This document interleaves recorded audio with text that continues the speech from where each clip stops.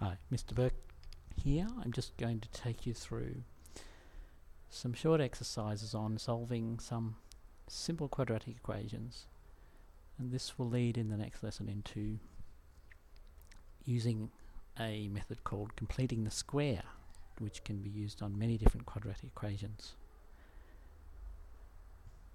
Okay, so we have here on the screen a question. Solve the following quadratic equation. So we have x squared minus 4 equals 0. Now,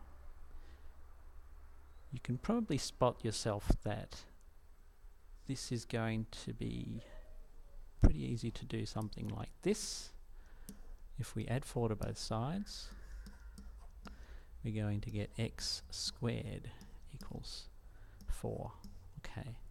Now, the next thing I'd like you to think about is, what is the solution, or what are the solutions of this? There's a clue in there, and maybe you just want to think about that. I'll just pause the video and then we'll come back. Okay, we're back live. So hopefully you remembered what we've already done about graphing quadratic equations and looking at this to think that, hey, probably, most likely this has two solutions. And what we can do is we can write x is equal plus or minus the square root of 4. Okay, now this is very important to understand what's going on here, especially the plus or minus. People will often just write x equals square root of 4 here, which is not quite correct, because a minus times a minus is a plus, and you must remember that when you're using quadratics. It's really important to remember that. So in this case it's simple, because we know that 4 is 2 squared, so x equals plus or minus 2, which is the square root of 4. Really important to remember that.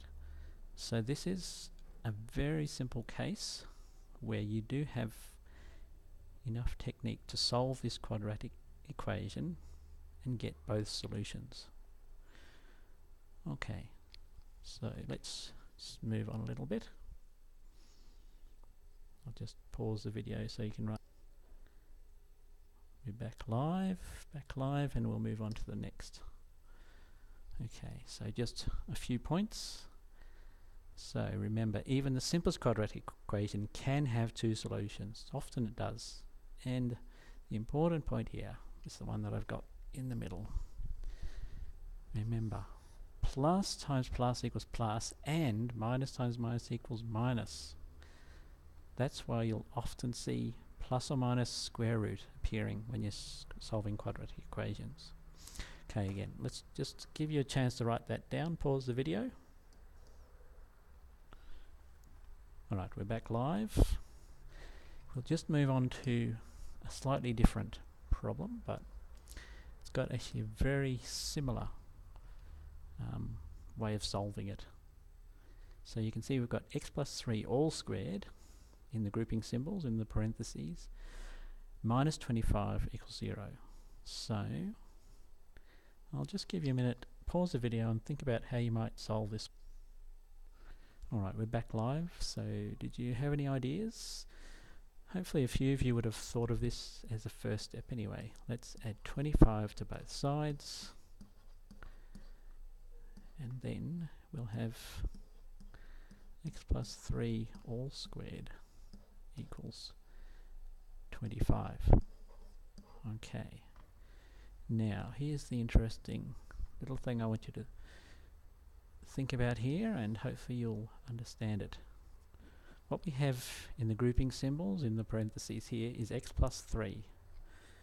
Now, if it was like our previous equation and it just had, say, an x squared, we'd know what to do. Now actually the nice thing is that we can do it in the same way for this equation, because, for example, I could, if you want me to spell it, I could say, we could say let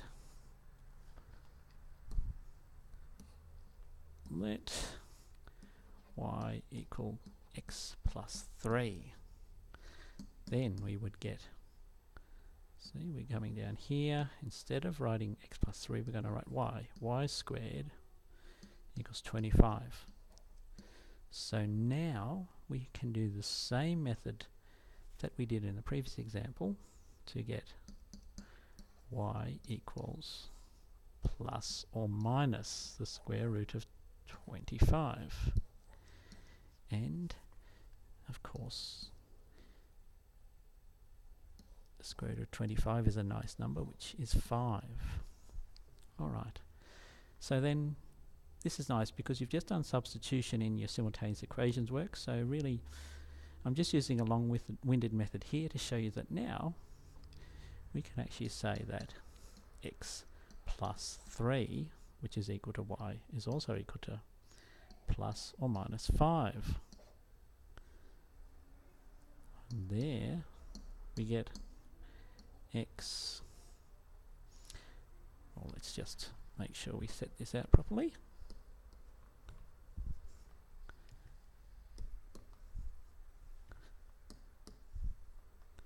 So let's just subtract 3 from both sides. The plus or minus there might throw you a little bit, but let's just proceed. And so if we get, we can do minus 3 plus or minus 5. This is really important. So then we have two solutions here. Two solutions, one with the plus and one with the minus. So we can write that as